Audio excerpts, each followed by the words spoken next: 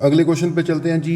Question number 7.13, 13वें question पे पहुंचे हैं भाई अभी हम, बहुत पढ़े हैं अभी। A coil of inductance 0.5 henry, L दे रखा है 0.5 हेनरी, रेजिस्टेंस दे रखा है 100 ohm, is connected to a 240 volt 50 hertz, RMS value दे रखी है ये। Okay, AC supply. तो कौन सा सर्किट दिख रहा है हमें? ये एल आर सर्किट दिखाई दे रहा है। Okay, what is the maximum current in the circuit? First part simple, maximum current in the circuit, I maximum मांग लिया, ठीक है जी।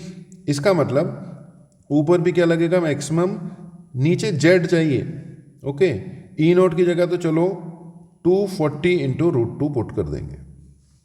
ओके जी, इसकी जगह हमने पुट कर दिया, चलो मान लेते हैं 240 इंटू √2।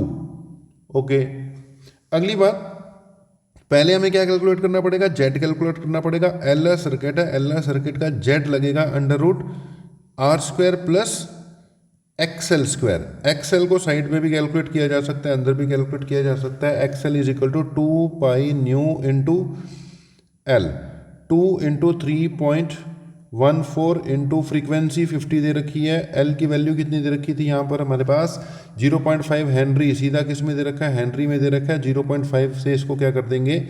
मल्टीप्लाई कर देंगे। यार यहाँ से सॉल्व करना पड़ेगा, यहाँ पे आर की वैल्यू पुट करनी पड़ेगी, कैलकुलेशन अपने आप करनी पड़ेगी। इसको अगर आप सॉल्व कर लेते हो, ये सॉल्व करके यहाँ पे वैल्यू पुट करके आर की वैल्यू भी, क्योंकि इसमें अब समझाने वाला कुछ नहीं रहा, कैलकुलेशन रह गई है बस। तो अगर आप इसको सॉल्व करते हो, वैल्यू पुट करते हो, यहाँ पे जेड आएगा, तो it will come out to be equal to 1.82 ampere. ये कितना आ जाएगा? 1.82 एम्पियर। समझाने वाली बात थी, एल आर सर्किट था, कैलकुलेशन हम नहीं करवा रहे, ठीक है, अपने आप करते रहना। ओके, कंप्लीट कर लेना है इसको। तो what is the maximum current? यहाँ पे जो पॉइंट है ना, पॉइंट ये है कि भैया उसने बोला मैक्सिमम, तो पी की यूज होनी है। अगर यहाँ पे 240 पुट करके कर दोगे, आपका आंसर क्या आने वाला है? गलत आने वाला है। ये टेक्निकल पॉइंट है इसमें। ओके जी, अगली बात कह रहा है what is the time lag between the voltage maximum and current maximum. Time lag मतलब फेस डिफरेंस ही आएगा, क्योंकि एल आर सर्किट है, करंट और वोल्टेज के बीच में कुछ ना कुछ फेस डिफरेंस होगा। अगर फेस डिफरेंस होगा तो फिर टाइम का भी डिफरेंस होगा। टाइम के डिफरेंस को टाइम लैग कहते हैं और एंगल के डिफरेंस को फेस डिफरेंस कहते हैं। अगर फेस डिफरेंस पता लग जाए तो टाइम लैग निकल जाएगा। सीधा फार्मूला लगा दिया करो टाइम लैग के लिए, T is time lag. Okay, तो टाइम लैग के लिए सीधा फार्मूला लग जाएगा phi divided by omega, where phi is phase difference. Okay, time lag कैसे निकलता है? Phi divided by omega, where omega is angular frequency and phi is phase difference. Okay, omega तो चलो यहां से निकल जाएगा, 2 पाई न्यू को ही क्या कह देते हैं? ओमेगा कह देते हैं। 2 into pi into nu is equal to omega. और फाई कैसे निकलेगा फेस डिफरेंस? ये टाइम लैग था। tan phi is equal to XL by R। Okay, XL किसके इक्वल है? ओमेगा L के। It is equal to omega into L, नीचे क्या आ जाएगा? R आ जाएगा।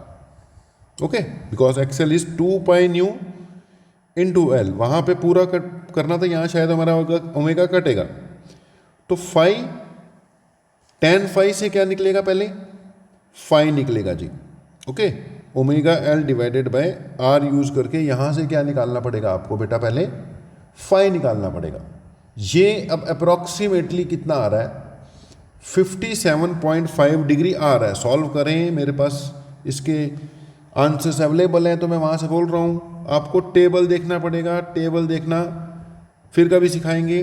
अब यहाँ से इसकी वैल्यू पुट होगी ओमेगा की, एल की, आर की। यहाँ से बेटा टेबल देखकर ये वैल्यू आएगी आपकी 57.5 डिग्री।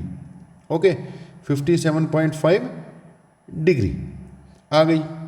लेकिन जब यहाँ पे ये पुट होगी ना, ये डिग्री में नहीं पुट होगी, ये पुट होगी रेडियन में। तो it will B 57.5 into, degree को रेडियन में कन्वर्ट करने के लिए पाई बाय 180 से डिवाइड मल्टीप्लाई करना पड़ता है।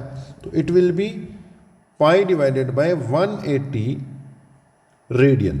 नीचे आपका ओमेगा है, ओमेगा होता है 2 पाई इंटू न्यू, न्यू था 50, यहाँ से कट जाएगा, इसको अब सॉल्व करना पड़ेगा बेटा। सॉल्व करोगे तो it will be 3.2 millisecond. अब देखो कहानी ये है कि सारा का सारा चैप्टर न्यूमेरिकल है, इसमें से न्यूमेरिकल आने के ही चांसेस हैं। अब न्यूमेरिकल्स तो आ रहे हैं, ठीक है, न्यूमेरिकल्स स्टार्ट भी हो जाते हैं, आपको जेड पता लग गया जी, हो जाएगा। लेकिन हो कैसे जाएगा यार, जब इसको सॉल्व करने लगोगे पता तब लगेगा, वो कैलकुलेशन करनी पड़ेगी, कैलकुलेटर अलाउड नहीं है। तो इसकी प्रैक्टिस अच्छी रखोगे तभी ये क्वेश्चन एंड तक पहुंचेंगे, वरना नंबर ही नहीं मिलेंगे। एंड तक नहीं पहुंचोगे तो आपको फार्मूले के नंबर मिल जाएंगे।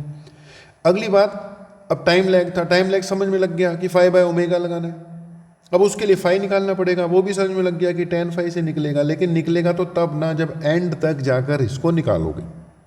ओके, तो निकालने खुद ही पड़ेंगे, मैं तो आपको कैसे करना है वो बता रहा हूँ, निकालने ये सारे के सारे खुद ही पड़ेंगे। उसके बाद यहाँ देखो कैलकुलेशन कितनी गंदी कैलकुलेशन है, ठीक है। अब गंदी हो अच्छी हो, कैलकुलेशन तो करनी ही पड़ेगी, तभी जाकर आपके आंसर आएंगे। तो इनको बेटा अपने आप क्या करो, कंप्लीट करो क्वेश्चंस को।